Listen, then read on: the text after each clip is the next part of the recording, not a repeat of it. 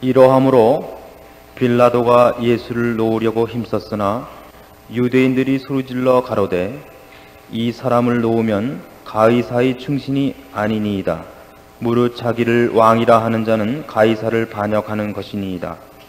빌라도가 이 말을 듣고 예수를 끌고 나와서 박석이란 곳에서 재판석에 앉았더라. 이날은 유월절의 예비일이요 때는 제6시라. 빌라도가 유대인들에게 이르되 보라 너희 왕이로다. 저희가 소리 지르되 없이 하소서 없이 하소서 저를 십자가에 못 박게 하소서. 빌라도가 가로되 내가 너희 왕을 십자가에 못 박으랴. 대제사장들이 대답하되 가이사 외에는 우리에게 왕이 없나이다 하니 이에 예수를 십자가에 못 박히게 저희에게 넘겨주니라. 저희가 예수를 맡음에 예수께서 자기의 십자가를 지시고 해골이라 하는 곳에 나오시니 저희가 거기서 예수를 십자가에 못 박을새 다른 두 사람도 그와 함께 좌우편에 못 박으니 예수는 가운데 있더라. 빌라도가 패를 써서 십자가 위에 붙이니 나사렛 예수 유대인의 왕이라 기록되었더라. 예수의 못 박히신 곳이 성에서 가까운 거로 많은 유대인이 이 패를 읽는데 히브리와 로마와 헬라말로 기록되었더라. 유대인의 대제사장들이 빌라도에게 이르되 유대인의 왕이라 말고 자칭 유대인의 왕이라 쓰라 하니 빌라도가 대답하되 나의 쓸 것을 썼다 하니라. 22절 말씀까지 봉독했습니다. 이제 드디어 예수님은 빌라도의 손에 넘기고 빌라도는 유대인들과 저들의 요구에 못 이겨서 예수 그리스도를 십자가에 내어주게 됩니다. 오늘 읽은 본문 중에 16절 보시면 이에 예수를 십자가에 못 박히게 저희에게 넘겨주니라. 그래서 17절 이하에 예수님이 십자가를 지시고 골고다에 올라가셔서 드디어 십자가에 달리시고 이제 그 후에 나오는 대로 돌아가시게 됩니다. 오늘날 기독교라는 것은 우리나라에 아주 누구나 알고 있는 상식이 되었고 유행하는 종교가 되었습니다. 그래서 예수를 믿는 일과 신자가 되는 일이 그 어느 때보다도 이 땅에 많이 허락이 되어 있고 많은 사람이 믿고 있습니다. 좀 많이 잡아서 우리 4천만 인구 중에 1,000만쯤이 신자라고 합니다. 그러니까 어느 한 나라에 4분의 1에 해당하는 사람들이 같은 생각과 같은 사상을 갖고 있다는 것은 대단한 것이죠. 우스갯소리로 요즘 불황을 타지 않고 노조 파업하지 않는 데는 교회밖에 없다 그럽니다. 그렇죠? 여러분 하려면 해보십시오. 제가 겁낼 사람도 아닙니다만은. 그래서 사업에 실패하면 그러지 말고 목사가 되라. 그리고 교회라는 간판만 달면 1년 내 500명 이상 모이는 것은 쉽다. 이런 얘기가 우스갯소리로도 있습니다. 실제로 그렇습니다. 요즘만큼 요 몇 년 새에 그 기독교의 권위와 목사의 위신이 이렇게 땅에 떨어져 본 적도 없다고 생각이 듭니다. 그러나 요 몇 년 동안만큼 신자들이 늘어난 때도 없습니다. 그래서 하나님은 우리에게 한 사람이 예수를 믿고 하나님 앞에 돌아오는 것이 우리의 실력에 관한 것이 아님을 사실은 너무나 명백하게 보여주셨던 것입니다. 왜 이런 얘기로부터 이렇게 제가 서두를 떼느냐 하면 오늘날 우리는 한국교회의 부흥과 신자들의 증가가 우리의 실력이라고 생각하는 조금은 오해에 빠져 있는 것 같고 교만에 빠져 있는 것 같습니다. 너무나 자신감에 넘쳐 있고 그것이 이 한국교회에 있는 어떤 열심 있는 우리들의 봉사와 헌신 때문이라고 생각하고 있는데 전혀 그렇지 않다고 분명하게 지적하고 싶어서 그렇습니다. 한국교회가 복음을 소개하는 데 있어서 지금 제일 많이 소개하는 방법 중에 하나가 축복론입니다. 축복과 행복과 능력이죠. 예수를 믿으면 어떤 안 되는 일도 가능하고 어떤 어려운 난관도 극복하게 되고 어떤 어려움도 다시 좋은 일로 결말을 맺게 해주는 일종의 만사형통의 묘약으로 소개되고 있습니다. 이것만큼 기독교를 오해하고 있는 것은 없습니다. 물론 예수를 믿고 나서 우리 마음에 평안이 있고 영원한 소망이 있으며 우리가 능력 있는 자요 복받은 자인 것은 의심할 여지가 없습니다만 성경이 설명하는 복음에 관한 얘기들은 사실은 좀 더 섬뜩한 것으로부터 시작을 하기 때문입니다. 그것은 하나님이 우리의 죄를 어떻게 처리하셨으며 하나님이 우리를 하나님의 자녀 삼기 위하여 얼마나 우리 인간적인 표현을 써서 지독한 일을 하셨는가로 설명되고 있기 때문입니다. 여러분이 이 요한복음 19장의 기록들을 저와 같이 살펴본 대로 빌라도라 할지라도 예수 그리스도의 무죄함을 알고 놓아주려고 여러 번 노력했던 것을 보셨을 겁니다. 그걸 유대인들이 놓아주지 못하겠습니다. 누구를 놓아줄지언정 바라바를 놓아줄지언정 예수님을 놓아주지 않게 했습니다. 그건 전혀 유대인들이나 로마인들의 고집이 아니고 하나님의 고집인 것을 기억하셔야 됩니다. 이 대목에 이르러서 말하자면 전율을 느끼지 않는 사람은 아직도 기독교의 가장 깊은 것을 모릅니다. 예수를 믿는 문제에 있어서 우리가 초점을 예수 그리스도와 십자가에 모으는 것은 100번 잘하는 일입니다만 그것을 누가 계획하셨고 누가 그 일을 기어코 해내고야 말았는가 하는 데까지 시선이 올라가지 않으면 신자의 복음이 너무 말랑말랑해질 위험이 있습니다. 주님은 언제나 우리가 울고 보채기만 하면 좋은 것으로 주시는 분으로 그저 맥없고 힘없는 자녀의 고집에 져버린 그저 순하기 짝이 없는 어머니의 모습으로 그려진다는 것은 참으로 큰 오해인 것입니다. 예수 그리스도를 이 땅에 보내사 33년의 생애를 인간 속에서 고생과 수고와 그리고 모멸과 수치와 고통 속에 끝마감을 하도록 요구하신 이가 하나님이신 것을 늘 기억하셔야 됩니다. 그래서 복음을 제시할 때 복음은 축복과 경계가 동시에 있습니다. 그것을 믿는 자에게는 큰 축복입니다만 믿지 않는 자에게는 이미 심판이 선언되고 있습니다. 그리고 이 축복은 참으로 두려운 마음으로 받아들여야 할 것임을 성경은 여기저기에서 설명하고 있습니다. 이 대목에 이르러 사실 그 마음이 서늘하지 않아서는 안 됩니다. 하나님은 예수 그리스도를 보내어 잠깐 우리에게 겁을 주거나 미끼로 던지시는 것이 아니라 드디어 죽이시는 겁니다. 비교할 수 없는 얘기입니다만은 옛날 그 사무라이들 얘기 중에 이런 전해오는 얘기가 있습니다. 그것이 맞는 얘기냐 틀리는 얘기냐가 아니라 일본 사무라이들이 갖는 일종의 결기, 그들의 그 결백성과 그 급한 마음들을 드러내는 것 중에 이런 우화가 있습니다. 어떤 한 몰락한 무사의 집안에 그 어린 아이가 하나 있고 아버지와 단 둘이 사는데 아주 가난하게 살고 있었습니다. 옆집에 그 가게에서 떡을 하나 훔쳐 먹었다는 겁니다. 그래서 옆집에 그 떡을 파는 집 주인이 아버지한테 뛰어왔습니다. 당신 아들이 우리 집에서 떡을 하나 훔쳐 먹었습니다. 당신은 말끝마다 무사라고 우리를 업수히 여기고 가난한 것도 돌아보지 않고 혼자 잘난 척하고 있지만 배고픈데 무슨 당할 재주가 있습니까? 당신 아들이 그랬으니 당신이 물어내시오. 그 아버지가 아들을 불러 앉혀서 물었습니다. 너 정말 이 집에 떡을 훔쳐 먹었느냐? 아들이 안 먹었습니다.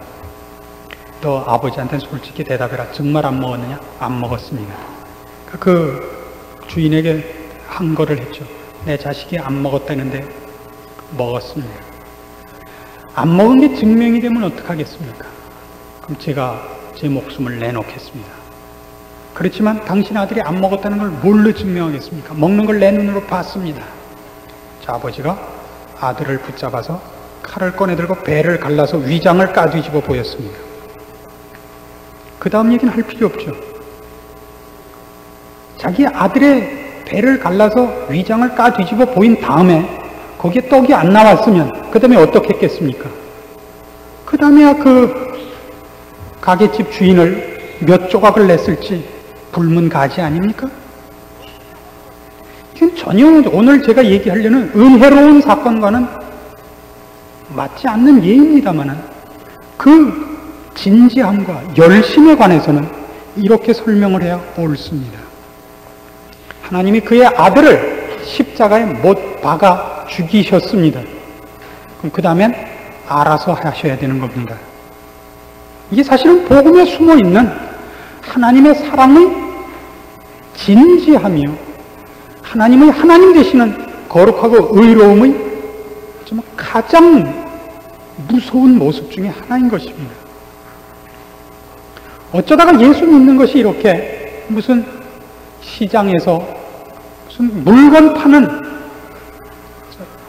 장사하는 일들을 선전하는 일같이 되어가지고 안 사주면 우리가 먹고 살 것이 없는 것 같이 기독교가 몰락한 것은 참으로 우리가 다 같이 가슴 아파야 하는 일 중에 하나입니다. 우리가 그들을 겁을 내게 하거나 믿는 일을 가지고 제세를 하자는 얘기가 아닙니다. 우리 스스로가 하나님 앞에 은혜 받은 일과 하나님께서 우리를 위해 예수 그리스도를 십자가에 못 박았다는 것이 얼마나 무섭고 굉장한 사건인가 하는 데 대하여 모르고 희희낙낙하는 데 있어서 우리 영혼의 허리띠를 졸라매야 할 경고로 알고 있어야 되는 것입니다. 그래서 성경은 예수 믿는 일을 복된 것으로 늘 얘기하지만 거긴 언제나 이런 경고가 붙어 다니고 있는 것을 명심할 일입니다. 빌립보서 2장 말씀을 찾아봅시다.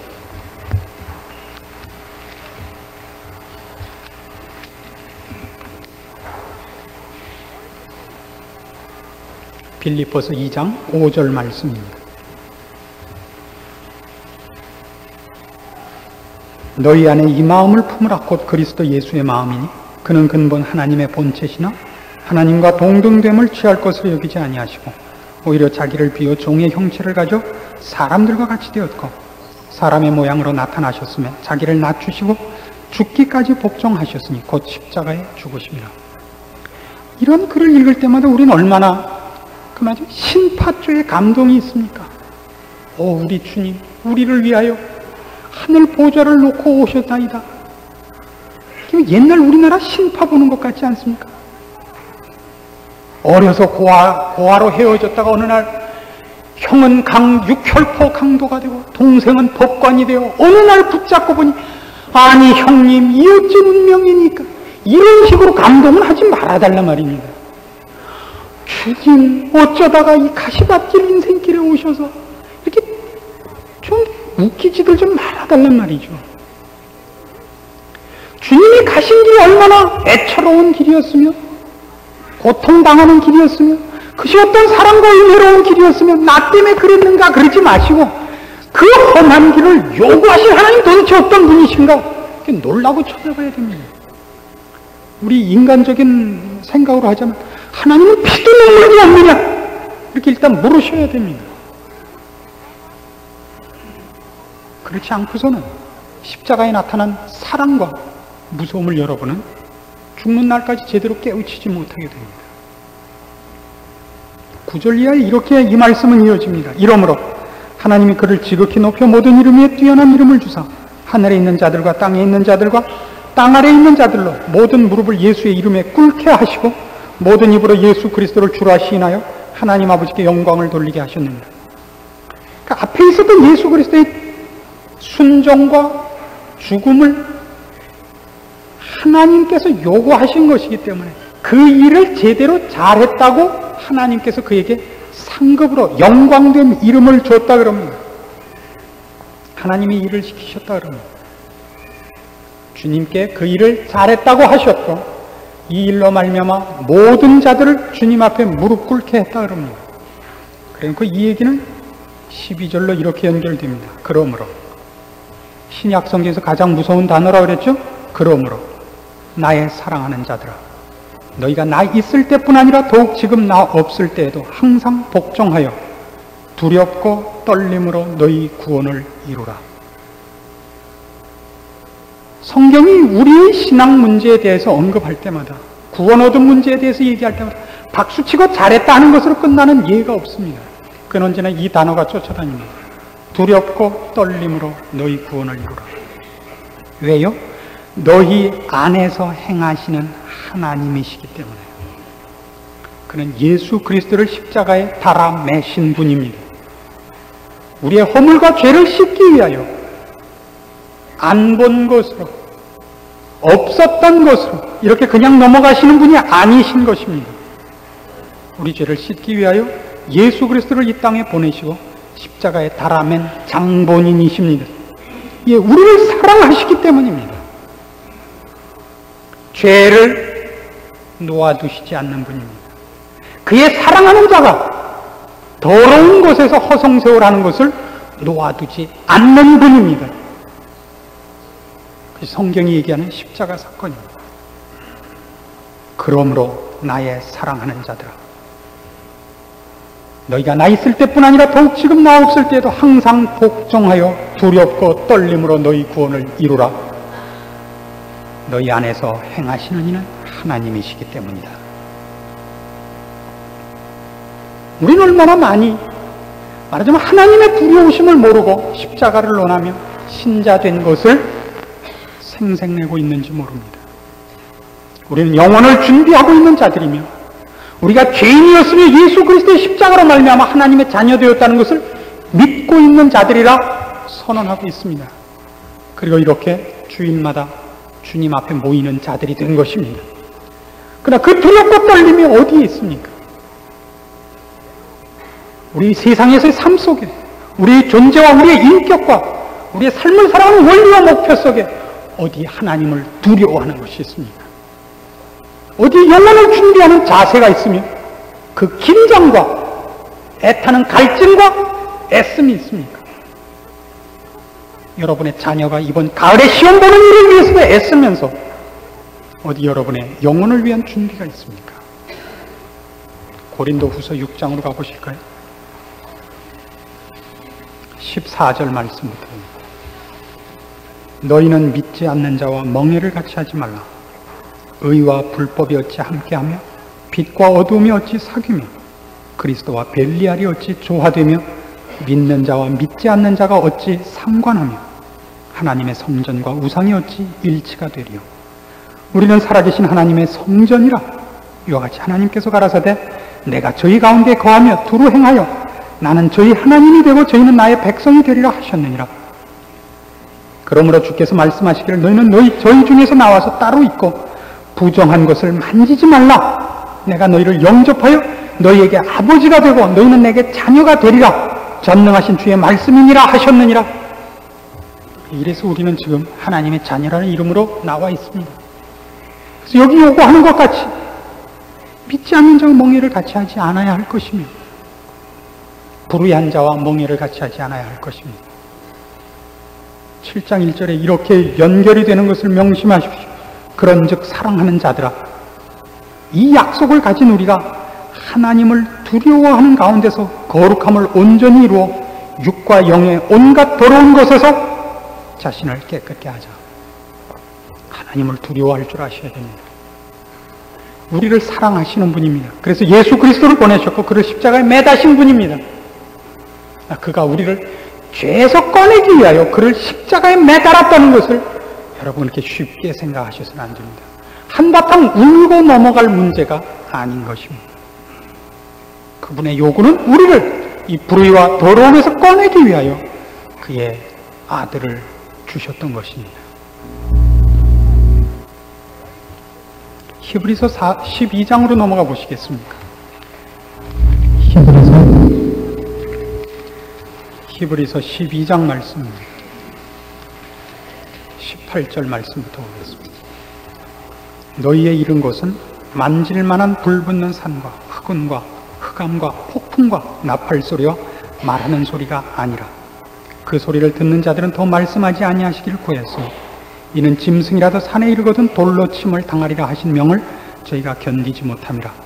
그 보이는 바가 이렇듯이 무섭기로 모세도 이르되 내가 심히 두렵고 떨린다 하였으나 그러나 너희가 이른 것은 시온산과 살아계신 하나님의 도성인 하늘의 예루살렘과 천만 천사와 하늘에 기록한 장자들의 총회와 교회와 만민의 심판자이신 하나님과 및 온전케 된 의인의 영들과 새 언약의 중보이신 예수와 및 아벨의 피보다 더 낫게 말하는 뿌린 피니라.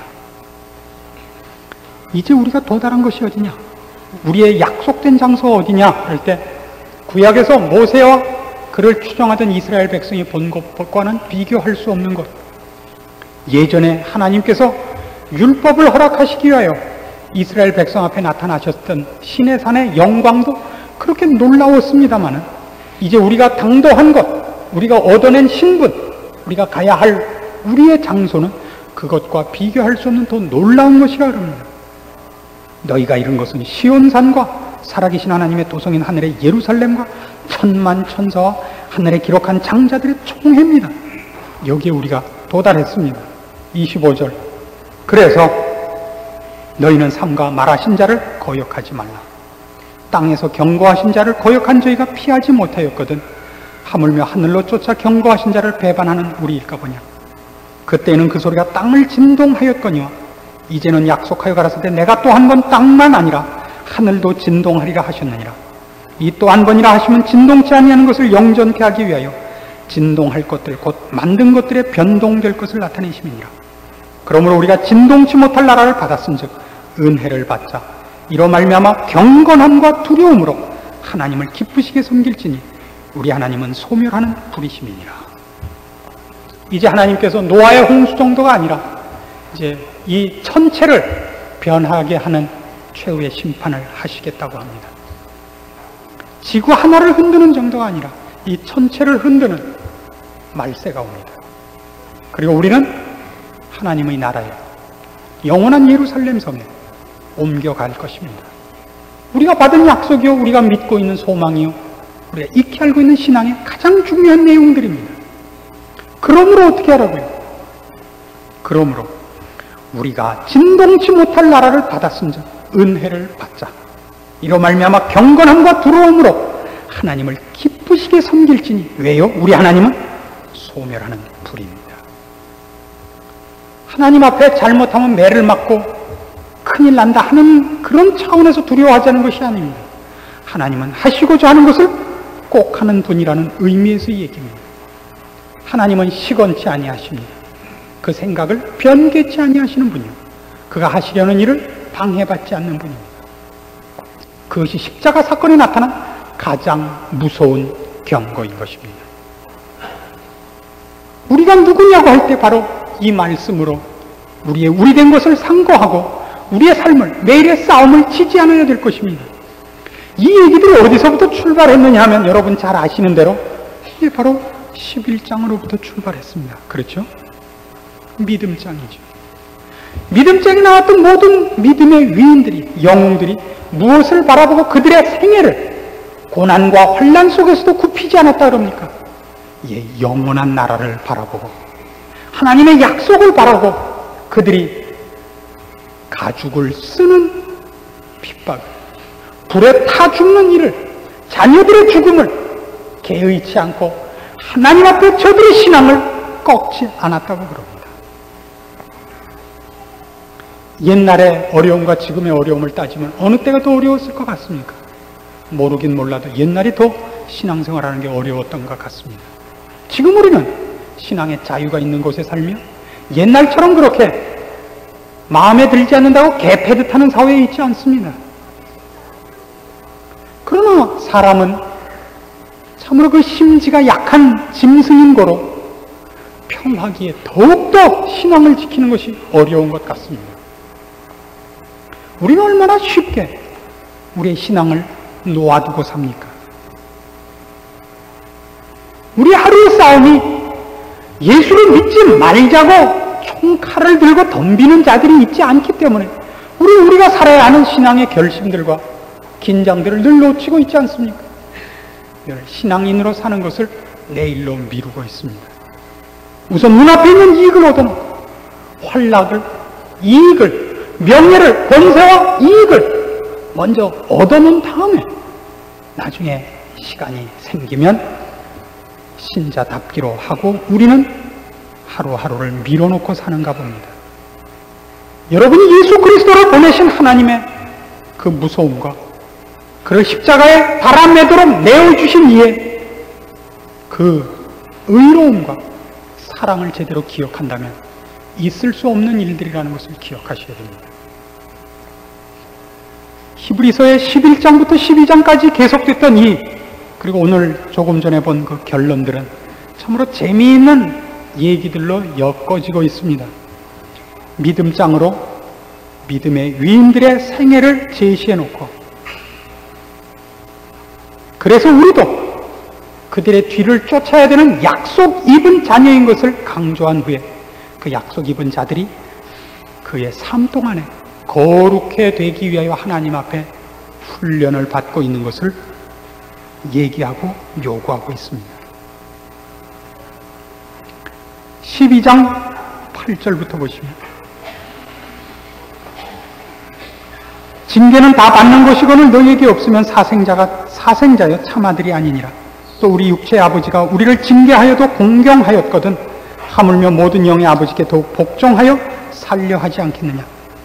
저희는 잠시 자기의 뜻대로 우리를 징계하였거니와 오직 하나님은 우리의 유익을 위하여 그의 거룩하심에 참여케 하시느니라.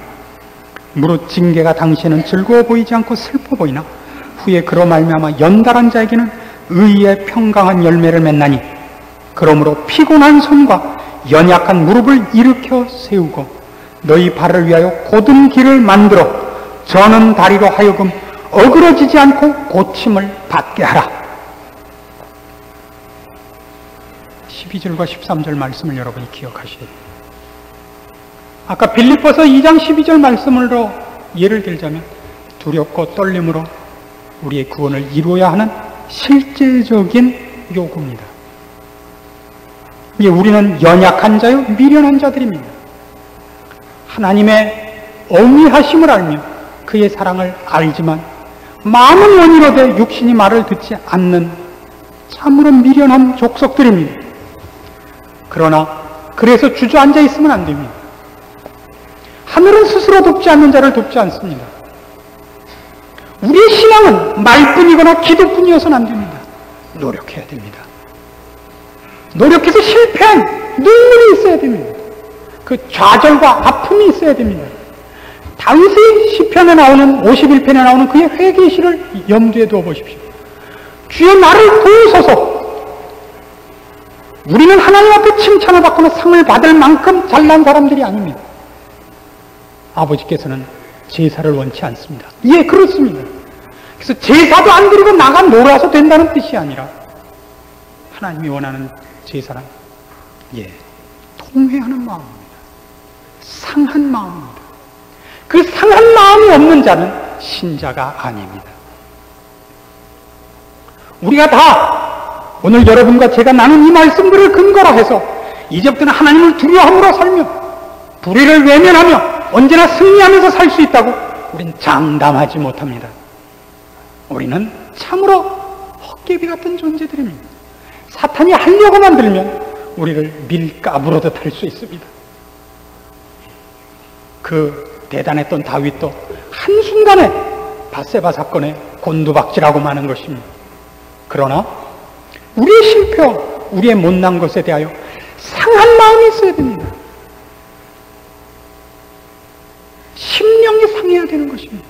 심령이 가난하며 애통할 줄 모르며 의에 줄이고 가라지 않은 자에게 하나님이 응답하시지 않습니다.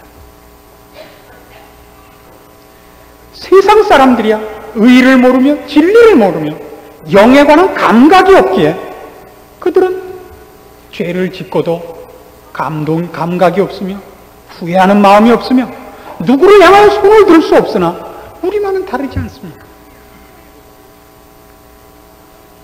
우리를 이 자리에 있게 하신 하나님이 우리의 아버지시며 우리의 선한 양심이 소생되었으며 우리의 영혼이 새로 태어나지 않았습니까? 물론 그렇습니다. 우리에는 회개할 뿐이지 돌이키지 못합니다. 어제도 잘못하고 오늘 회개하고 오늘도 또 잘못하고 내일 또 회개하는 일밖에 없고, 그래서 우리는 세월이 흐르면서 울고 회개하는 일에 식상해집니다. 그거 병입니다. 오송과 한음 얘기에 이런 얘기가 나오죠. 같은 서당에 다니는 칠성이라는 그 부가 있는데 나이가 훨씬 많습니다. 이 친구가 아무리 공부를 하려도 공부가 되질 않는 것입니다. 자꾸 다른 생각이 나고 놀던 생각이 나고 책을 보면 공부해야겠다는 마음은 있는데 글자가 눈에 들어오지 않는 것입니다. 공부 잘하는 오성과 하나님을 찾아왔습니다. 어떻게 하면 공부를 잘할 수 있는가? 저 오성이 이런 대답을 했습니다. 집에 있는 깨진 독에 물을 다 채우고 오면 내가 그 답을 가르쳐 주겠노라고. 칠성이가 화를 냅니다. 이 사람아, 아무리 내가 여태껏 공부를 안 하고 노는 데만 앞장서 길어서니 내가 이렇게 진정으로 하는 말에도 농으로 대답하긴가? 하나님이 옆에서 거듭니다. 글쎄 해보고 오게. 다음날 칠성이가 뛰어왔습니다. 희색이 만면에서 내가 답을 찾았네. 깨진 독에 어떻게 물을 채웁니까? 새는 것보다 더 많이 부어서 채웠다는 겁니다. 새는 것보다 더 많이 채우십시오. 그 수밖에 방법이 없습니다. 여러분의 자녀에게 공부가 안 된다고 뭐라 그럽니까? 한 번 읽어서 안 되면 두 번 읽어라. 두 번 읽어서 안 되면 세 번 읽어라. 이 세상에서 외국어를 할 수 있는 유일한 길이 뭡니까? 외우는 거죠. 외우는 거죠. 무슨 방법이 없습니다. 외우는 겁니다. 밑도 끝도 없이 외우는 겁니다. 외우면 뜻이 통하죠. 여러분의 신앙생활은 어떻게 해야 된다고 생각하십니까? 저절로 그것이 입에 나오도록, 눈빛에 나오도록 여러분 몸에 배어들게 외우십시오. 기도하는 것을 습관화하시고, 성경 보는 걸 습관화하시며, 남을 보면 좋은 얘기하는 걸 습관화하십시오. 여러분의 입술을 깨물고 악한 말을 감추시고, 여러분 속에서 뚫고 나오는 악한 생각들을 누르십시오. 습관이 되도록 누르십시오.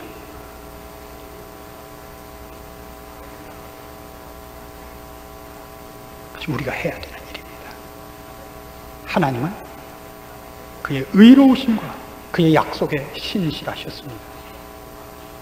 우리를 사랑하신 사랑을 포기하지도 아니하셨고 그의 거룩함을 포기하지도 않으셨습니다. 긍휼과 자비를 우리에게 허락하시되 거룩함과 의로움을 우리에게 동시에 요구하고 계십니다. 그는 그의 아들을 보내서 사람들의 손에 이끌려 피 흘리고 고통과 수모 속에 죽는 일을 시키십니다. 십자가에 높이 달리신 예수를 생각할 때마다 그가 어떻게 우리 죄를 지고 올라갔는가를 눈물이 글썽글썽해서 생각하지 마시고 그를 십자가에 다신 하나님의 하나님 되심에 놀라십시오. 그가 우리를 사랑하신 것을 어떻게 실제로 이루었는가? 그의 사랑이 얼마나 굉장한가? 그의 거룩하심과 의로우심이 얼마나 놀라운가? 놀라십시오.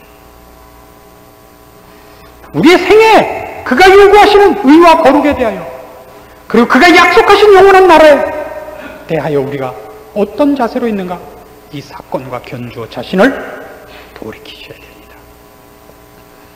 디모데후서 4장 1절 이하에 있는 말씀으로 이 말씀을 우리 마치고자 합니다. 그 여러분이 이제 여러분의 삶에 있어서 결코 잊어서는 안 되는 여러분 삶의 가장 유일한 근거와 목표가 나옵니다.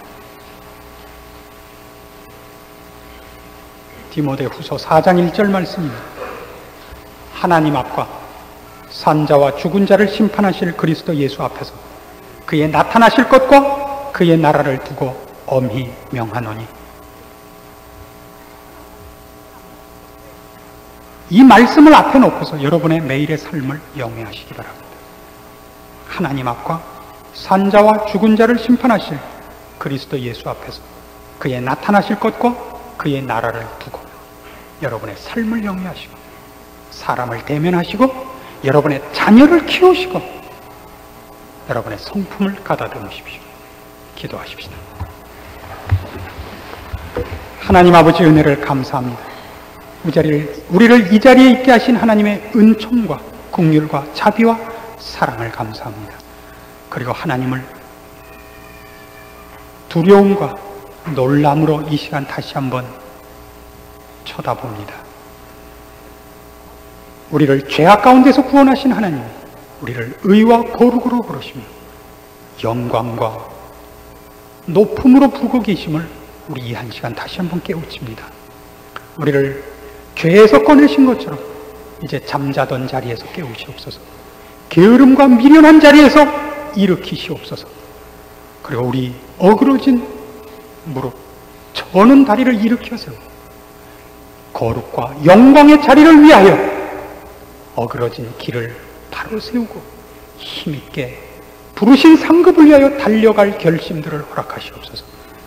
실패가 있고 부족함이 있겠습니다만 그때마다 꿇어 엎드려 도우심을 구하며 가슴을 찢고 회개하며 통회하며 자복하여 우리 하나님의 은총을 구하여 우리 살아생전에 한 번이라도 다시는 외딴 길로 들어서지 말고 자포자기하거나 외면하고 미련한 자리에 엎드려져 있지 않도록 이제 하나님 우리를 인도하시고 지키시고 지혜 있는 자리로 달려가게 하시옵소서.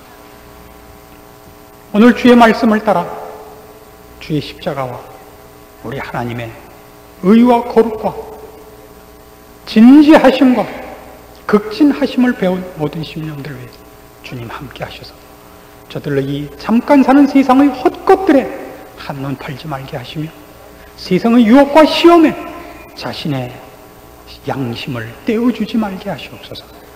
우리 하나님 함께 하셔서 하나님과 함께하는 의와 거룩의 그 특권을 맛보게 하시며 주와 함께하는 삶의 기쁨을 맛보게 하사 우리의 미련한 심령으로 기쁨을 가지고 주를 사모하며 갈급한 심령으로 의를 구할 수 있도록 우리의 미련한 것을 또한 불쌍히 여기시옵소서. 주의 도우심과 인도하심만이 우리 앞날을 지키시고 우리의 생각대로 우리를 내버려 두지 마시옵소서. 예수님의 이름으로 기도합니다. 아멘.